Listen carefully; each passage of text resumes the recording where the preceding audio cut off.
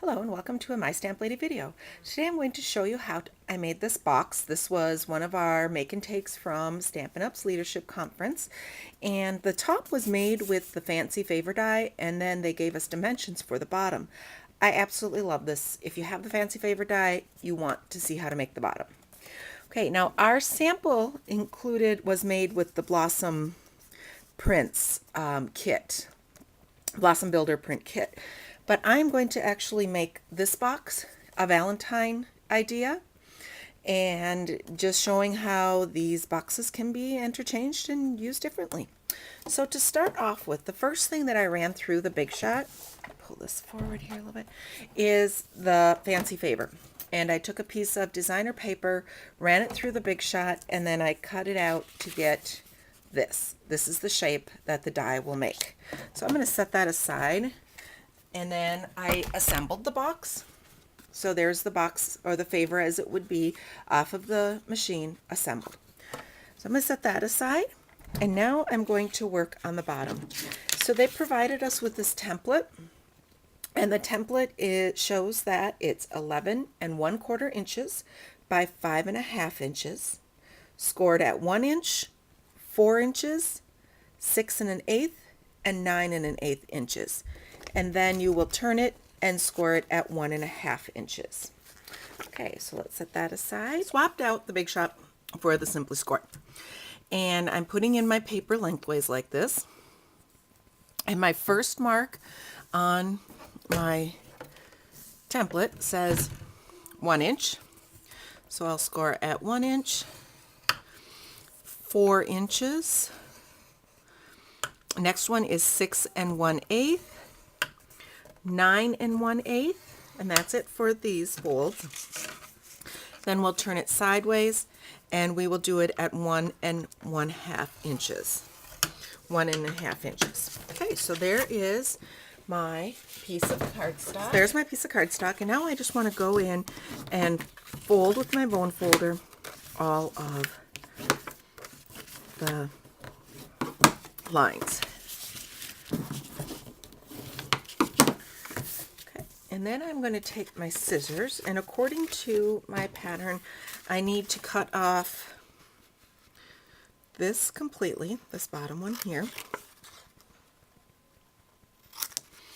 And then we'll just, now they do show an angled edge, and that helps when you're folding, that if you don't cut it exactly perfect, it will make it a nicer, it'll fold better and lay nicer. So I'm just taking this and just going maybe about a 1/16 inch off of the side and cutting up so that I have just a tiny bit of an angle on my flaps.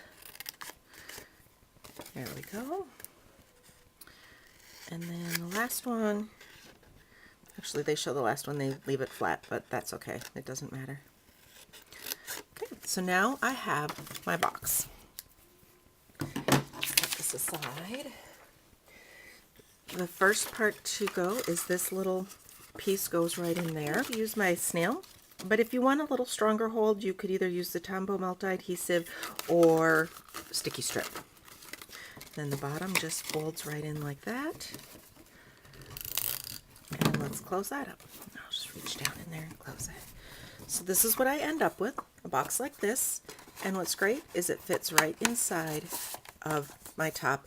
I like that it has the little bit showing on the bottom, and the top will slide right on and off. So my next step, I took a piece of 12 inches by 1.5 inches, and because it needs to be about 15 inches to get around the box, I added a 3-inch piece here. And I'm sure, you know, you can measure, you can do how you want, but I like it to be pretty close to perfect, and so what I do is I kind of take it and go around. There we go. And then I like my corners crisper. Pull this in really quick. And then we'll go back in, and on these lines that I just folded, this one there, we're going to throw it over here, and let's make those lines a little bit crisper so that they fold neatly. Oops, I was a little bit off there. There we go. And then we will this around my box. There we go. Put some adhesive on the back here. Okay, and then we can just wrap that on the back side. So there's my band, and then when you're done, this actually, once all of my embellishment is going to be on this band, and so when the recipient gets it, they can just they can just slide it off to open the box. And I'm going to wrap some cherry cobbler baker's twine around it a couple of times, and then we'll just tie a little bow. There we go. And there's the base for my box, and it's all set. Oops. Let's try that again.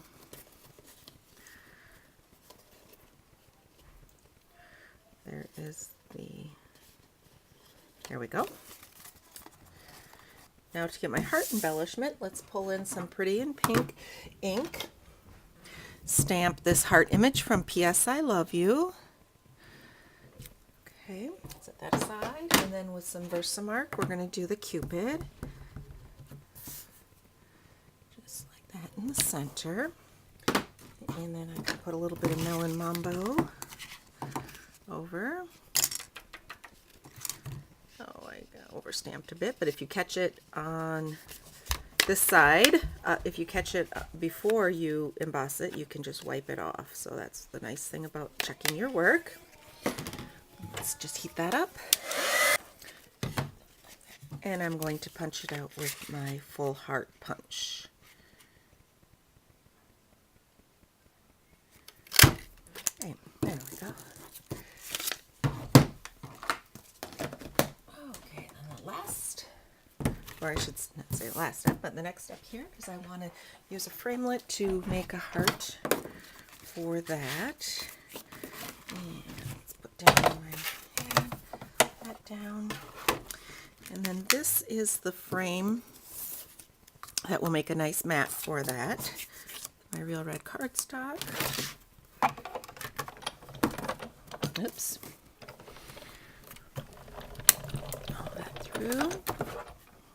Just pop that out. And let's put it in, let's give it a little bit of texture for the background.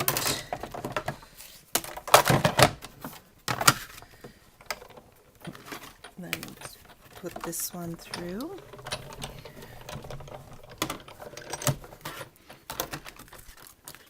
Oops, flopped on me. So now I can set the picture aside. Put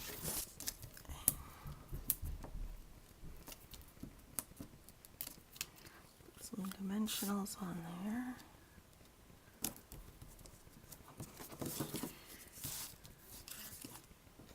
Now, if you notice on this little button, I did take my white gel pen. I learned this at Leadership also, and drew a little white gel pen line. And when you look close, you can tell it's not thread or something through the center.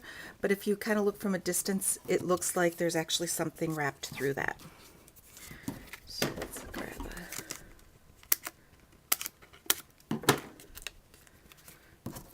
okay, this. Place this down, and then the last step is I stamped a little Be My Valentine, and then we will just place that right in there. Oops, I missed it. Let's just grab a mini glue dot, and we'll place that right in there.